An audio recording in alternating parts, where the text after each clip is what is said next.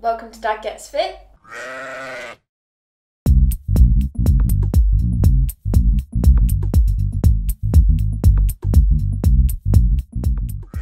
How's the weighing going? So let's talk a bit about that. Let's just go straight into that. Yeah, How's okay. The So I've got a bit of footage of the weigh-in this morning, and as you can see, so basically I've weighed myself 3 times, one after the other, because I've been having problems with these scales.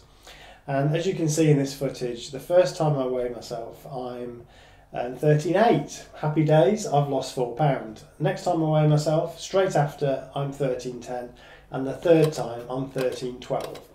So the scales are just driving me mad. They're just all over the place. So I decided to use the Wii instead.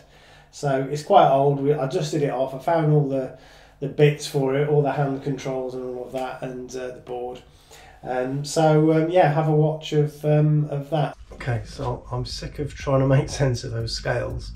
They're just not accurate enough. So I'm gonna use the Wii. There's a bit of a difference in calibration, but I'll talk about that in the program. So here we go.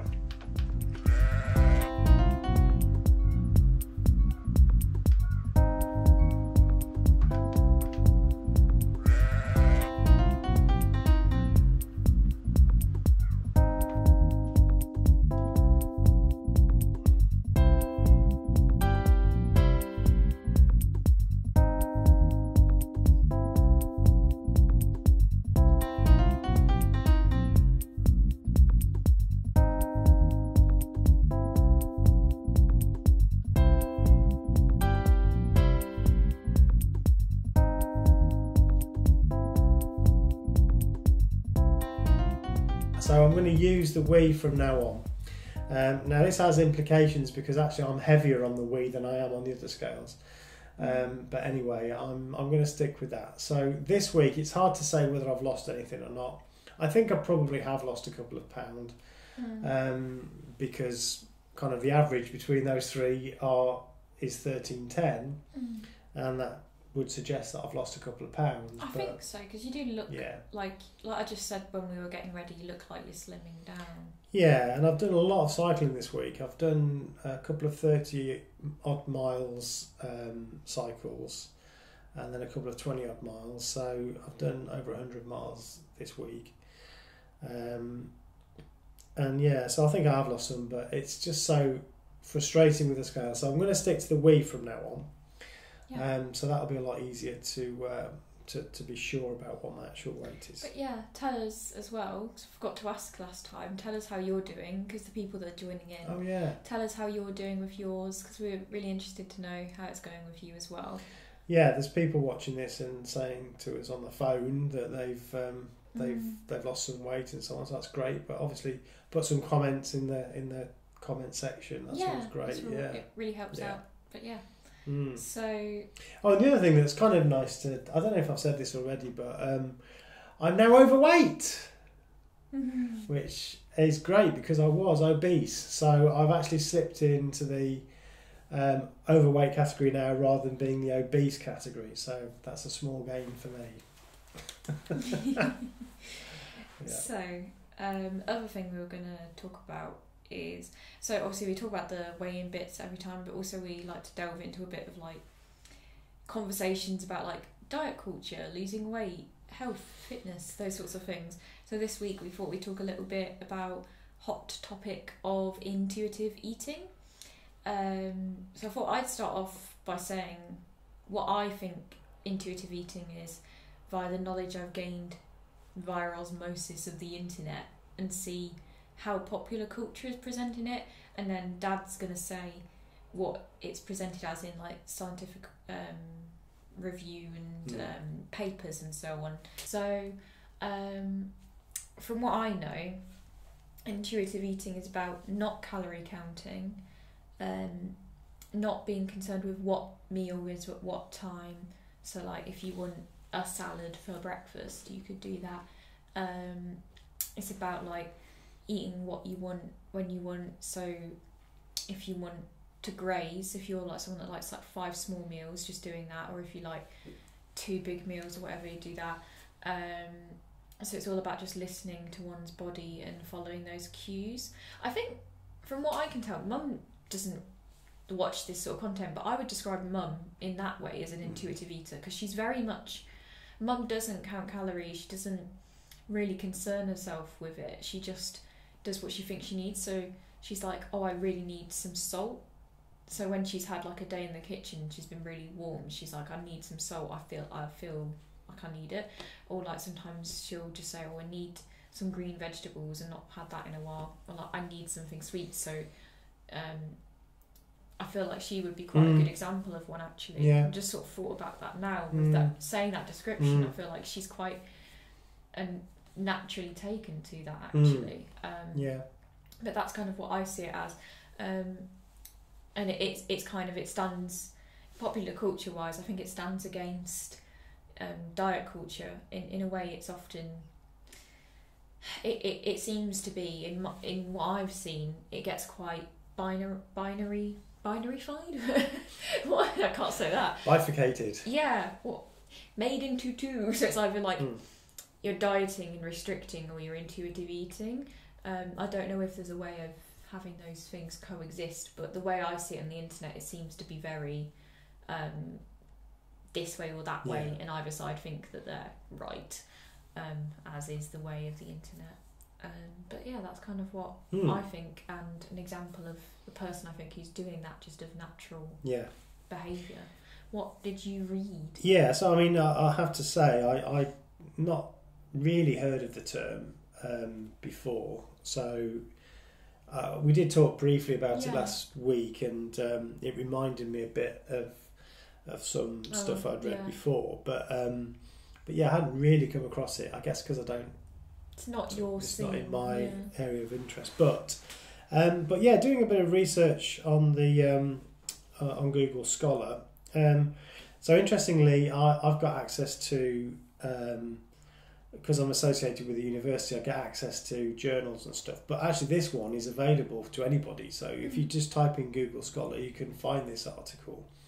So it's actually quite a good read. In the description then, because I think that would be interesting. Yeah. And the author of the paper is Tracy L. Tilka from Ohio State University. And the paper is called Development and Psychometric Evaluation of a Measure of Intuitive Eating. So don't let that put you off. So I think perhaps the most important thing is the definition of it for us today. So I think you're pretty on the ball, really. Yeah. The way that she defines it, or that she's defining it through literature, is 3 parts. So there's 3 parts to intuitive eating. One is unconditional permission to eat when hungry and whatever food is desired. That's kind of what you said about, having salad for breakfast, although I would say that that's unlikely to be the problem, really. More likely, But you know what I mean? I'm saying like... But yeah, okay. So that's the first one. Unconditional permission to eat when hungry and whatever food is desired. The second part of it is eating for physical rather than emotional reasons. That's important, actually, yeah. And the third one is reliance on internal hunger and satiety. I can't say that word. Satiety, like being satiated. Cues to determine when and how much to eat. So, I mean, they're pretty self-explanatory, but there's a couple of good paragraphs in here that I thought I'd just read. So the first one there, unconditional permission to eat. So it's kind of giving yourself that unconditional permission, if you like. So this reflects a readiness to eat in response to internal physiological hunger signals and the food that is desired at the moment. So yeah, you eat when you're hungry, essentially, and you eat what you feel like you've described. And it makes the point that people who place conditions on when, how much and what foods they can eat, such as by restricting the timing, amount and type of food eaten according to some external standard like a diet, increase their likelihood of feeling deprived and preoccupied with food. The psychology of it obviously is that you keep thinking about food because you know you can't have it, and that's kind of part of the problem. So that's quite interesting. The eating for physical rather than emotional responses. I think that really brings, or that really rings true. I think a lot of us eat we have a relationship with food that is quite emotional in that, you know, we have good memories of certain meals, and we have lots of excitement about certain things, you know, like Christmas dinner, or even little things, you know, or of course when people are unhappy they often talk about eating. Comfort eating. Yeah, even like films, you know, that's kind of a trope, isn't it, like in Bridget movies? Jones, Bridget Jones eating yeah. ice cream, you know. So these are kind of ways that we give ourselves pleasure through food, and that's a problem according to this theory. And then the other one is reliance on internal hunger to determine when and how much to eat. So similar to the first one in a way, but it's what's important here is being aware of your body. So people who engage in intuitive eating are both aware of their internal hunger and satiety. I can't say that word. Satiety. It doesn't sound right. Satiety. Yeah. Signals, and trust these signals to guide their eating behaviour. And one thing that I thought was really interesting, and if you're a parent, then it kind of might make you think. It makes the point that many caregivers observe children's variable eating behaviours and conclude that children cannot adequately regulate food intake and adopt coercive strategies to exert control over children's eating behaviours. Like, you know, no, you're not allowed to have that. You know, you've got to have a meal So at this much time. of this, yeah. Yeah. And it says these strategies are counterproductive because they replace innate internal hunger with external rules. That's interesting. It is. And it leads to a disconnection from internal experience and innate ability to regulate food intake. So in a way, you don't learn about your own needs in terms of eating. Now this You're not wondering, oh, am I hungry now? You're thinking like at 12 o'clock I'll get to exactly. eat. Yeah. And you're, in a way, if you think you learn when you're a child, then that's a skill you're not really learning. Yeah. You're not learning how to listen to your own body in terms of your hunger. So that's the theory. Now this paper is actually a paper about the development of a 21 item questionnaire. And again, you can access this, although I didn't find any kind of easy questionnaire, you know, spreadsheet or something that you can just type in the answers and you get a result. But basically, she's come up with a scale, I think it's 21, and on the basis of that, those items, you can see how much of an intuitive eater you are. That's interesting. So there are a few... Did you have a go? I didn't, because the scoring system is, as I said, it's not being done for you. So you kind of have to read exactly what it says and add up the points and so on. So I haven't got round to doing that. But it's called the IES, the Intuitive Eating Scale. It's a 21 item questionnaire, and on the basis of that you can get some indication. But to be honest, if you just look at the questions, because you've got the questions at the back, you could get an idea. So you've got questions like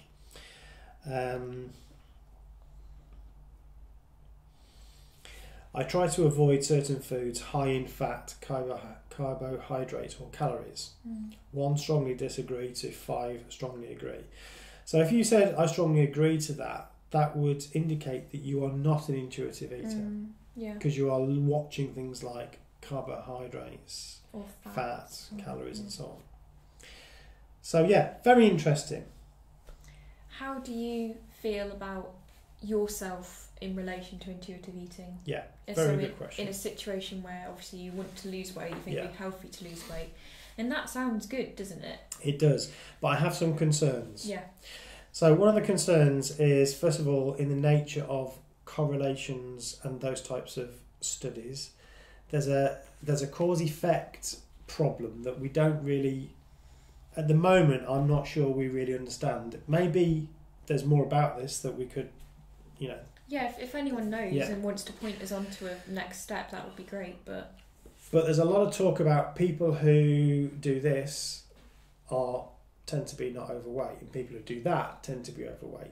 but the problem is what is the cause and what is the effect? You know, so maybe they are somebody who likes salads or likes vegetables, and that makes it perhaps easy for them not to have a problem with this. I think the other big problem for me personally is, I suppose at the moment I'm committed to this strategy of dieting that I'm gonna follow through with, because I can't just abandon it at this point. It feels to me that this might be a really good maintenance approach or strategy.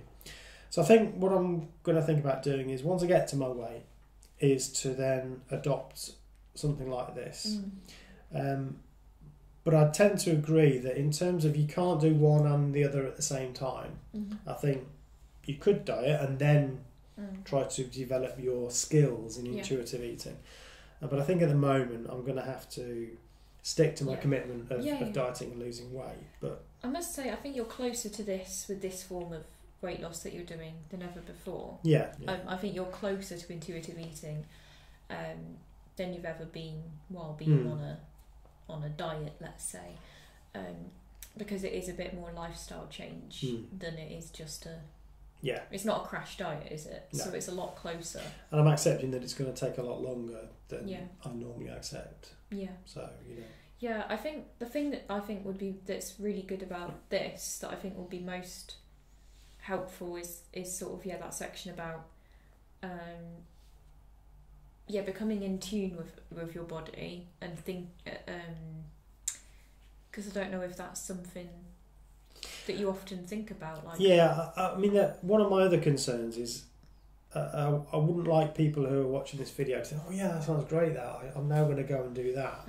In a way, if you're struggling to lose weight, so when I'm not paying attention to my weight, I'm hungry at breakfast and I eat toast, and then come 11 o'clock I'm already starting to get hungry, and I'll eat, and then lunch at 12 o'clock, and I'll have I don't know, a bowl of rice or something, and then I'll perhaps have a bit of chocolate afterwards, and then come 4 o'clock in the afternoon I'm hungry again. So I find that if I'm just listening to my body at that point, I'm putting weight on. So maybe that's because I've not trained my body in terms of what I actually need, and I'm not able to listen to it. Maybe there's all sorts of other problems there. But I think for me to just suddenly think, oh, that's the answer. No. It takes work, I think. I think people, that's one thing I would say online, is people glamorise intuitive eating as a magic pill. Which is ironic, because they are often arguing against diet culture as this magic pill, and then they talk about intuitive eating. Because it's natural.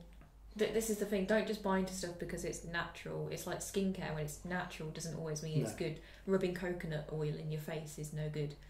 Do you know what I mean? So, absolutely.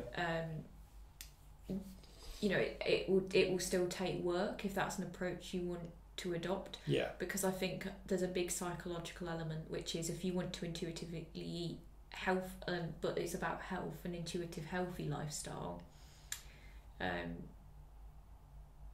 Because you could just be like, well, I like cookies, but that's not the point. You're not meant to just be going to your emotional, cookies make me feel good. You're meant to be going, what would make my body feel good? And it's about eating only as much as you need to get rid of that feeling of hunger. And that's, as you say, that's probably something that you need to learn to do. That brings us back to that the Paul McKenna stuff that I talked about last time, which might help, because if you start to really become conscious of your eating, then that might help. But I think there's a long way for somebody to go to adopt this. Especially, I think for children, it's probably that's the time, isn't it, to train children to in have this. that positive relationship of, like, saying when you're hungry, and then asking what are you hungry for, and finding out, and they're less. But by the time you get to 50, your behaviours are pretty well developed, and I'm not saying that you can't change, but just worried that people might read this and think, oh great, this is the answer, I don't have to worry about this diet thing anymore. I think there's this idea that intuitive eating is quite easy, where it's like, oh, just eat what you want, but it's not what you. It's not just eat what you want. It is eat what would you fuel need. you. Yeah. And actually think about what you need. Yeah. So it's not to say that you never need the cookie, because sometimes absolutely you want the cookie and you need the cookie, but not every time. Yeah. So anyway, I thought it was very interesting. I enjoyed reading it. If you want to read it, it's the comments are in the. We're just seeing a little mouse in our garden. You see it go back in. Yeah. Oh, what if only you could see? It's very cute. Yeah. But yeah, I think look, it's playing a banjo now. It's amazing. It's brilliant. But yeah, I think that's really interesting. Really interesting. And We'll put the paper on there. Something to have in mind as well as you I mean, if it just puts that in your head and you start thinking about it differently, it's good. Like I said, I think Mum's very good at that, so maybe. Yeah, I think she probably is. Yeah. She's just I did actually think very about good that myself. Yeah, she's just accidentally very good at it. Right. Okay. So is that it then? I think so. So We've yeah, got tell us. fish finger butties waiting for us now. It is a treat. I intuitively want it. Been at work all day and I want it. So thank you very much for watching Dad Gets Fit, and don't forget subscribe and see you next week. Bye.